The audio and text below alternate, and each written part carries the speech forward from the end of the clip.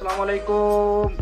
मैं तुहाडा अपना होस्ट डॉक्टर मोहम्मद इरफान मलिक। तुसां वेखदे पियो मेरा यूट्यूब चैनल पंजाबी टाइगर लोग।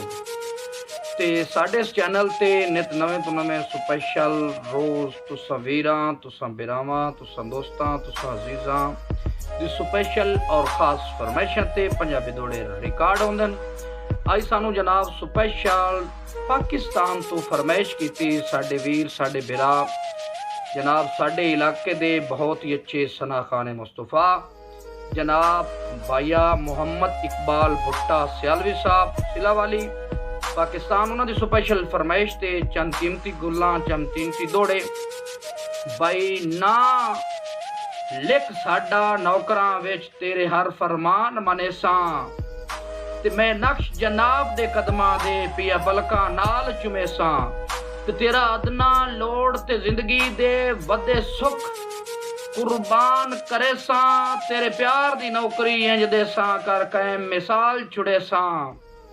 भाई भुट्टा साहब भाई तू रज लाए रब साईं शाइयां देवी तड़पा तड़पा तड़पा के भाई तू रज लाए रब साईं शाइयां देवी तड़पा तड़पा तड़पा के मैं अपने हाल च जींदा वतना गल तौक हिजर दे पा के ते जेड़ी दित्ती हा यार टुरदे मैनू ओ संग दिल तस्वीर अपनी बनवा के ओ कदी नहीं बोली कसम खुदा दी अवरार नु रोज रुआ के।